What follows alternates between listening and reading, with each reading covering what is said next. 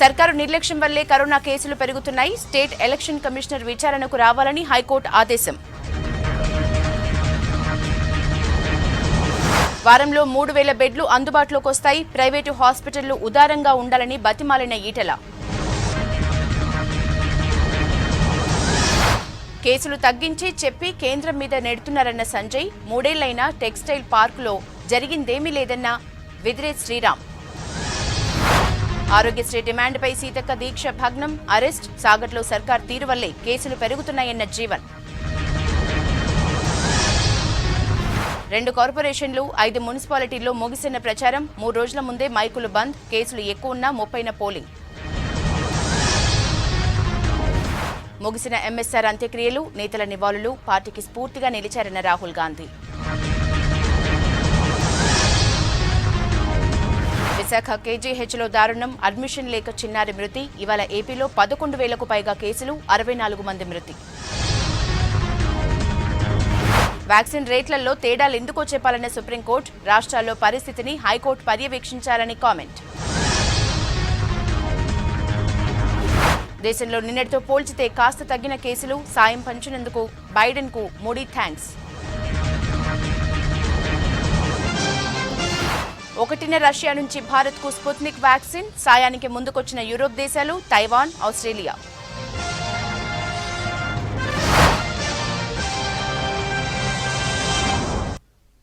News junction details చూద్దాం. రాష్ట్రంలో corona కేసుల సంఖ్య 10,000 దాటింది. ఇవాళ కామారెడ్డి జిల్లాలో 587, కొమరంభీం జిల్లాలో 110 కేసులు నమోదయ్యాయి. హాస్పిటల్లో ఆక్సిజన్ కొరత లేదన్నారు మంత్రి ఈటెల రాజేందర్. మన దగ్గర మహారాష్ట్ర, ఢిల్లీలో ఉన్న పరిస్థితి లేదన్నారు. వ్యాక్సిన్ డోసులపై భారత్ బయో ప్రతినిధులతో భేటీ అయి చర్చించారు సీఎస్ సోమేష్ కుమార్. రాష్ట్రంలో సెకండ్ వేవ్ కరోనా విజృంభిస్తోంది. 24 గంటల్లో 10,122 పాజిటివ్ కేసులు నమోదవడం అంతటా ఆందోళన కలిగిస్తోంది. ఒక్కరోజే వైరస్ తో 52 మంది ప్రాణాలు కోల్పోయారు. 24 గంటల్లో 6,446 మంది కోలుకున్నారు. కరోనాను ఆరోగ్యశ్రీలో చేర్చే విషయంపై పూర్తి నివేదికలు రెడీ చేసేలోపే పాజిటివ్ కేసుల సంఖ్య పెరిగిందన్నారు హెల్త్ మినిస్టర్ ఈటెల రాజేందర్. ప్రభుత్వం అలర్ట్ అయింది కాబట్టే మహారాష్ట్ర, ఢిల్లీలో ఉన్న పరిస్థితులు మన దగ్గర లేవన్నారు. 18 ఏళ్లు పైబడిన వారికి వ్యాక్సినేషన్ బాధ్యత రాష్ట్ర ప్రభుత్వాలదే అన్న కేంద్రం మాటలు అర్ధరహితమన్నారు ఈటెల. దేశవ్యాప్తంగా ఢిల్లీలో ఆక్సిజన్ లేక చచ్చిపోయిందని, యూపీ, మహారాష్ట్ర లాంటి రాష్ట్రాల్లో ఆక్సిజన్ లేక మనుషులు చనిపోతుందని చెప్పి వెంటనే గ్రహించి ఆక్సిజన్ సమకూర్చుకోవడానికి ఆర్మీ విమానాల ద్వారా 160 మెట్రిక్ టన్నుల ఆక్సిజన్ ని తెచ్చి తెలంగాణ ప్రజలకు అందించినటువంటి తొలి రాష్ట్రం కూడా మన రాష్ట్రమే. ఆల్మోస్ట్ ఇక్కడ ఆక్సిజన్ కొరత లేకుండా పూర్తిస్థాయిలో తీరిందని చెప్పి నేను మనవి చేస్తా ఉన్నా. రాష్ట్రంలో మరో 3,010 ఆక్సిజన్ బెడ్స్ ఏర్పాటు చేయబోతున్నట్టు చెప్పారు ఈటెల. నాచారం ఈఎస్ఐ హాస్పిటల్ ను రేపటి నుంచి కరోనా హాస్పిటల్ గా మారుస్తున్నట్టు తెలిపారు. రాష్ట్రంలో ఆక్సిజన్ కొరత లేదని ఈటెల స్పష్టం చేశారు. Malakpet hospital, Golconda hospital, Vanasthalipuram hospital, eye hospital, Sarojini Devi, Ameerpet hospital, Nacharam hospital, Nizamabad medical college hospital, chest hospital, ఎర్రగడ్డ హాస్పిటల్ అన్ని కలిస్తే 3,010 బెడ్లకు యుద్ధ ప్రాతిపదిక పైన ఏ హాస్పిటల్ని వారం రోజులు కంప్లీట్ చేసేట్టుగా వారు నిర్ణయించి ఇవాళ ఆదేశాలు ఇచ్చిన మేరకి ఇవాళనే ఆల్రెడీ ఆ పని మొదలవుతా ఉంది. రాష్ట్రానికి మరిన్ని ఎక్కువ డోసుల వ్యాక్సిన్ సప్లై చేయాలని భారత్ బయోటెక్ సీఎండీ కృష్ణ ఎల్లాను కోరారు సీఎస్ సోమేష్ కుమార్. రాష్ట్ర ప్రజలందరికీ ఉచితంగా వ్యాక్సిన్ ఇవ్వాలని సర్కార్ నిర్ణయించిన నేపథ్యంలో భారత్ బయో ప్రతినిధులతో భేటీ అయ్యారు సీఎస్. వ్యాక్సిన్ డోసుల సరఫరాలో రాష్ట్రానికి ప్రాధాన్యత ఇవ్వాలని కోరారు. దీనిపై భారత్ బయోటెక్ సీఎండీ సానుకూలంగా స్పందించారని సీఎస్ చెప్పారు.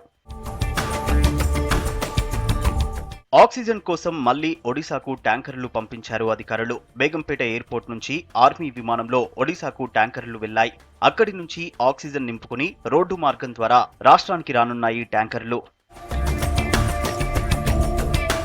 కరోనాతో మరణించిన వారిని కుటుంబ సభ్యులు, బంధువులు పట్టించుకోని పరిస్థితుల్లో మేమున్నామంటూ ముందుకొస్తున్నారు కొందరు సాఫ్ట్వేర్ ఇంజనీర్లు. 10 మంది కలిసి లాస్ట్ రైడ్ పేరుతో అంబులెన్స్ సర్వీస్ నడిపిస్తున్నారు. కరోనాతో మరణించిన వారికి అంత్యక్రియలు చేస్తున్నారు. ఇప్పటి వరకు 210కి పైగా అంత్యక్రియలు చేశారు. జగిత్యాల జిల్లా వెల్గటూరు మండలంలో దాసరి అమ్మాయి అనే వృద్ధురాలు 10 రోజుల కింద పెగడపల్లిలోని బంధువుల ఇంటికి వెళ్లింది. అక్కడ ఒకరికి కరోనా సోకింది. ఆమెను బంధువులు సొంతూరు కోటిలింగాలలో దించి వెళ్లిపోయారు. వృద్ధురాలికి పాజిటివ్ గా నిర్ధారణ కావడంతో ఎవరూ పట్టించుకోవడం లేదు. దీంతో 65 ఏళ్ల వృద్ధురాలు కరోనాతో పోరాటం చేస్తూ ఆకలితో అల్లాడిపోతోంది. జనగామ జిల్లా దేవరుప్పుల మండలం కడివెండి గ్రామంలో కరోనా కేసులు పెరుగుతున్నాయి. ఇప్పటికే 30 వరకు కేసులు నమోదయ్యాయి. కడివెండిలో కరోనాతో చనిపోయిన వారికి గ్రామంలోని వాగులో అంత్యక్రియలు చేస్తున్నారు. ఇవాళ కూడా ఒకరు చనిపోవడంతో డెడ్ బాడీని జేసీబీతో పాతిపెట్టారు. కొమరంభీం జిల్లా కాగజ్నగర్ పట్టణం నౌగం బస్తీలోని పీహెచ్సీ సెంటర్లో పీపీఈ కిట్స్ లేక టెస్టులు ఆపేశారు. 3 రోజులుగా హాస్పిటల్ చుట్టూ తిరుగుతున్నా పట్టించుకోవడం లేదని జనం ఆవేదన వ్యక్తం చేశారు. చిన్న హనుమాన్ జయంతి సందర్భంగా భక్తులతో సందడిగా ఉండాల్సిన కొండగట్టు అంజన్న ఆలయం బోసిపోయింది. కరోనాతో ఏప్రిల్ 25 నుంచి ఆలయాన్ని మూసివేశారు అధికారులు. దీంతో హనుమాన్ మాలా దీక్షపరులు ఎవరూ రాకపోవడంతో ఆలయం ఖాళీగా కనిపించింది. కేవలం అర్చకులు మాత్రమే హనుమాన్ జయంతి వేడుకలను నిర్వహించారు. రాష్ట్రంలో కరోనా పరిస్థితులపై హైకోర్టుకు నివేదిక సమర్పించింది ప్రభుత్వం. ఈ నెల 1 నుంచి 25 వరకు రాష్ట్రంలో 23,55,000 టెస్టులు చేసినట్లు కోర్టుకు తెలిపారు అధికారులు. కరోనా విషయంలో ప్రభుత్వం చెప్తోంది ఒకటి, చేసేది మరొకటని మండిపడింది హైకోర్టు. రాష్ట్రంలో మందులు, అంబులెన్స్ మాఫియా అడ్డగోలుగా వసూలు చేస్తుంటే ప్రభుత్వం చోద్యం చూస్తోందా అని ప్రశ్నించింది. నైట్ కర్ఫ్యూ పెట్టి చేతులు దులుపుకుంటూ సరిపోతుందా అని నిలదీసింది కోర్టు.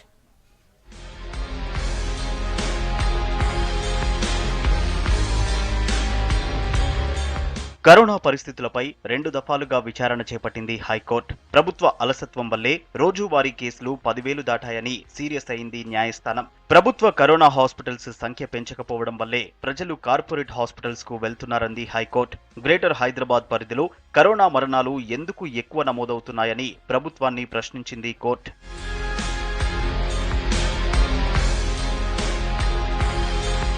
రాష్ట్రంలో కరోనా పరిస్థితులపై హైకోర్టుకు నివేదిక అందించింది ప్రభుత్వం. ఈ నెల 1 నుంచి 25 వరకు రాష్ట్రంలో 23,55,000 కరోనా టెస్టులు చేసినట్లు కోర్టుకు తెలిపారు అధికారులు. ఈ నెల 25 వరకు 4,39,000 ఆర్టీపీసీఆర్, 19,16,000 ర్యాపిడ్ పరీక్షలు చేశామని చెప్పింది ప్రభుత్వం. ఈ నెల 1 నుంచి 25 వరకు 341 మంది కరోనాతో మృతి చెందారన్నారు. కరోనా పాజిటివ్ రేటు 3.5% ఉందని, పరీక్షలు ఇంకా పెంచేందుకు చర్యలు చేపడుతున్నామని కోర్టుకు తెలిపారు అధికారులు. కేంద్రం రాష్ట్రానికి 430 మెట్రిక్ టన్నుల ఆక్సిజన్ కేటాయించిందని కోర్టుకు తెలిపారు అధికారులు. రెమ్డెసివిర్ సరఫరా పర్యవేక్షణకు ప్రీతి మీనాను నోడల్ అధికారిగా నియమించామని కోర్టుకు తెలిపింది ప్రభుత్వం.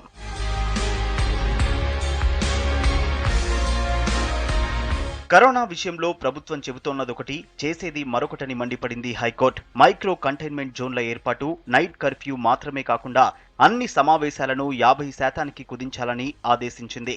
ఆర్టీపీసీఆర్ టెస్టుల కోసం వేచి చూడకుండా వైద్యం అందించాలని చెప్పింది న్యాయస్థానం. కరోనా టైంలో లైఫ్ సేవింగ్ డ్రగ్స్ కొరత ఉంటే ఎట్లా అని ప్రశ్నించింది హైకోర్టు. వృద్ధులు, వికలాంగుల కోసం తీసుకున్న చర్యలు ఏంటని ఆరా తీసింది.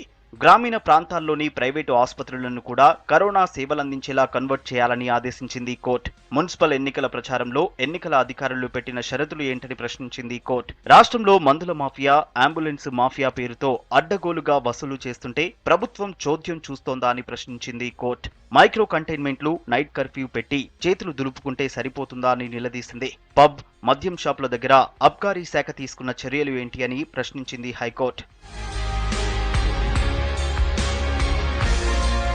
డైలీ కరోనా హెల్త్ బులెటిన్ విడుదల చేయాలని ప్రభుత్వాన్ని ఆదేశించింది హైకోర్టు. కోవిడ్ మరణాల వివరాలను వెబ్ పోర్టల్లో ఉంచాలన్న హైకోర్టు హితం యాప్ను ప్రభుత్వం అందుబాటులోకి తీసుకురావాలని సూచించింది. బార్లు, వైన్స్లు, పబ్ల దగ్గర పటిష్టమైన చర్యలు తీసుకోవాలని ఎక్సైజ్ శాఖను ఆదేశించింది హైకోర్టు. శవాలను తరలించడానికి గుర్రాలను వాడమని సలహా ఇచ్చింది హైకోర్టు. పోలీస్ శాఖ సమర్పించిన నివేదికపై అసహనం వ్యక్తం చేసింది న్యాయస్థానం.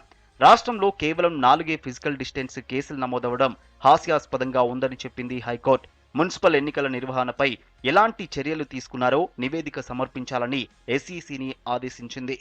మాల్స్లో కానీ తర్వాత ఏ కాంగ్రిగేషన్ ఎక్కడైతే జన సమూహాలు ఉందో వాటి మీద కంప్లీట్ రెస్ట్రిక్షన్ పెట్టమని కూడా చెప్పడం జరిగింది. వాటి మీద తప్పనిసరిగా ఆ డైరెక్షన్లో ఆలోచన చేయండి. Night curfew is not only the solution. దానివల్ల పెరుగుతూనే ఉంది కానీ తగ్గలేదు. కాబట్టి బియాండ్ నైట్ కర్ఫ్యూ మీరు ఏం ఆలోచన చేస్తారో చెప్పమని కూడా ఈరోజు అడగడం జరిగింది. హైదరాబాద్ గచ్చిబౌలిలోని టిమ్స్ హాస్పిటల్ నిర్లక్ష్యంపై దాఖలైన పిటిషన్పై విచారించింది కోర్టు. బాధితుల తరఫున వారి బంధువు కిషోర్ ఈ పిటిషన్ వేశాడు. తమ కుటుంబ సభ్యులు ఈ నెల 17న కరోనాతో టిమ్స్ లో జాయిన్ అయ్యారని, వారి ఆరోగ్య పరిస్థితి ఎలా ఉందో ఇప్పటి వరకు హాస్పిటల్ ఎలాంటి రిపోర్ట్ ఇవ్వలేదన్నారు పిటిషనర్.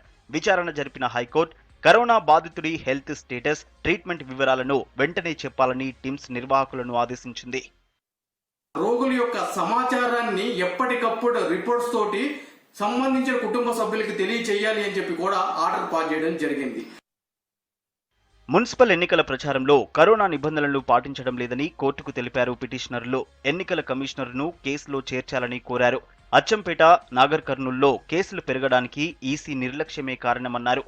దీనిపై స్పందించిన హైకోర్టు తర్వాతి విచారణకు ఎన్నికల ప్రధానాధికారి హాజరు కావాలని ఆదేశించింది.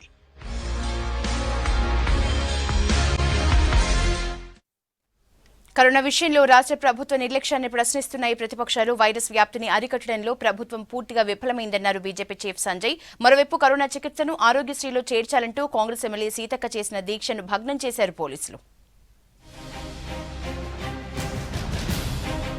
కరోనా కట్టడిలో రాష్ట్ర ప్రభుత్వం చేతులెత్తేసిందన్నారు బీజేపీ అధ్యక్షుడు బండి సంజయ్. ప్రభుత్వం అన్ని తప్పుడు లెక్కలు చూపిస్తోందని ఆరోపించారు. కేసీఆర్ ఒక్కసారి కూడా కరోనాపై సమీక్ష చేయలేదన్నారు. కేంద్రం వ్యాక్సిన్ ఫ్రీగానే ఇస్తున్నా 2,500 కోట్లు ఖర్చు చేయాలని కేసీఆర్ ఎందుకు అనుకుంటున్నారని ప్రశ్నించారు. వ్యాక్సిన్ విషయంలోనూ దోపిడీకి కేసీఆర్ ప్లాన్ చేస్తున్నారని సంజయ్ ఆరోపించారు. ఎంత ఆక్సిజన్ కావాలి, ఎన్ని ఇంజెక్షన్స్ కావాలి అని చెప్పి ఇంత కనీసము రాష్ట్రం నివేదిక ఇచ్చిందా? ఇవాళ మొత్తం ప్రభుత్వం చేతులెత్తేసి దాన్ని నేర వెలువినట్టాలే, కేంద్రం మీకు నువ్వు కాలే.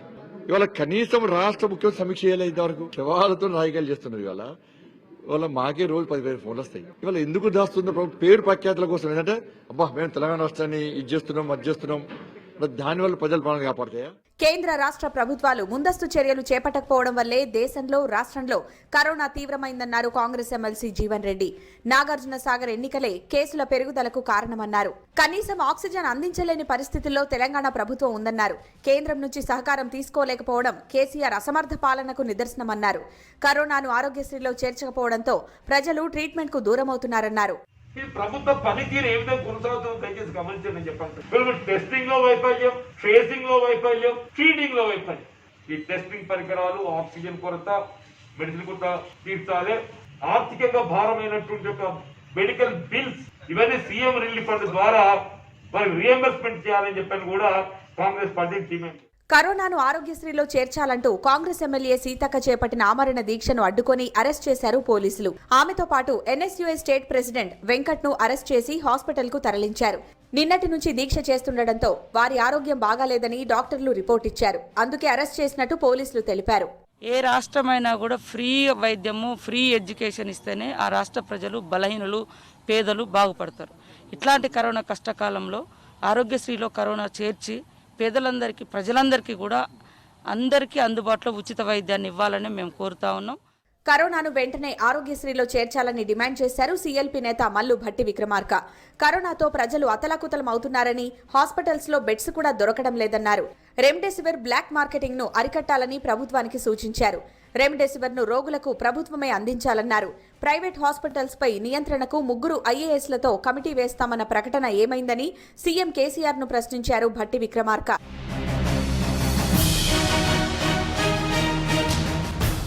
కరోనా ట్రీట్మెంట్ ను ఆరోగ్యశ్రీలో చేర్చాలంటూ దీక్ష చేసిన కాంగ్రెస్ ఎమ్మెల్యే సీతక్కను అభినందించారు వైఎస్ షర్మిల. సీతక్కకు సంపూర్ణ మద్దతు తెలుపుతున్నట్టు ట్వీట్ చేశారు. ప్రభుత్వం ఎలాంటి పరిష్కారం చూపకుండానే సీతక్క దీక్షను భగ్నం చేయడాన్ని ఖండిస్తున్నామన్నారు షర్మిల. కేసీఆర్ కు ప్రశ్నించడమే నచ్చదని, అందుకే ప్రశ్నించే గొంతుకలను మట్టుబెట్టాలని చూస్తున్నారని ఆరోపించారు. భవిష్యత్తులో మహిళలు చేపట్టబోయే ఉద్యమాలే కేసీఆర్ కు బుద్ధి చెబుతాయన్నారు షర్మిల. వరంగల్కు కేంద్ర ప్రభుత్వం కేటాయించిన నిధులపై లెక్కలు చూపించింది బీజేపీ. అమృత్ మిషన్ కింద ఇచ్చిన కోట్లాది రూపాయలకు సంబంధించిన వివరాలను విడుదల చేసింది. మరోవైపు కాజీపేటలో వ్యాగన్ వర్క్ షాప్ పై పనుల పెండింగ్ కు రాష్ట్ర ప్రభుత్వ అలసత్వమే కారణమని ఆరోపించింది.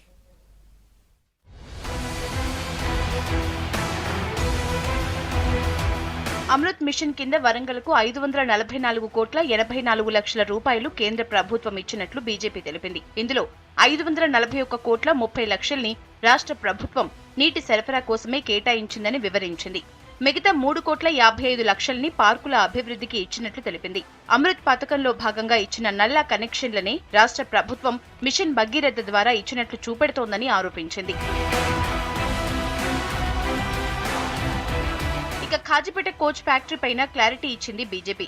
విభజన చట్టం ప్రకారం కేంద్రం ఏర్పాటు చేసిన కమిటీ దేశ అవసరాలకు సరిపడా రైల్వే కోచ్ ఫ్యాక్టరీలు ఉన్నందున కాజీపేటలో కొత్త ఫ్యాక్టరీ అవసరం లేదని తెలిపింది. అందుకే కోచ్ ఫ్యాక్టరీలకు బదులు 2016లో సికింద్రాబాద్లో ఏర్పాటు చేయాలనుకున్న వ్యాగన్ వర్క్ షాప్ ను ఖాజీపేటకు మార్చిందని బీజేపీ తేల్చి చెప్పింది. అయితే వ్యాగన్ వర్క్ షాప్ కు 160 ఎకరాల స్థలం కావాల్సి ఉండగా దేవాదాయ శాఖకు చెందిన 40 ఎకరాల వివాదాస్పద భూమిని రాష్ట్ర ప్రభుత్వం కేటాయించింది. భూసేకరణ ఆలస్యం కావడంతో వ్యాగన్ వర్క్ షాప్ ను వేరే చోటుకు తరలిస్తామని కేంద్రం వార్నింగ్ ఇచ్చింది. ప్రజల నుంచి వ్యతిరేకత రావడంతో 2021 జనవరిలో 150 ఎకరాలు కేటాయించింది రాష్ట్ర ప్రభుత్వం. ఇంకా 10 ఎకరాల భూమి కేటాయించాల్సి ఉంది. వర్క్ షాప్ కోసం 2 ఏళ్ల కిందట రైల్వే బడ్జెట్ లో 200 కోట్లు ఇచ్చినప్పటికీ భూసేకరణ జరగకపోవడంతో ఇతర అవసరాలకు నిధులు మళ్లించినట్లు బీజేపీ తేల్చి చెప్పింది. రాష్ట్ర ప్రభుత్వ నిర్లక్ష్యం వల్ల వ్యాగన్ రిపేర్ యూనిట్ ఆలస్యం అవ్వటమే కాకుండా వరంగల్ ప్రజలకు భారీ నష్టం జరిగిందని బీజేపీ ఆరోపించింది.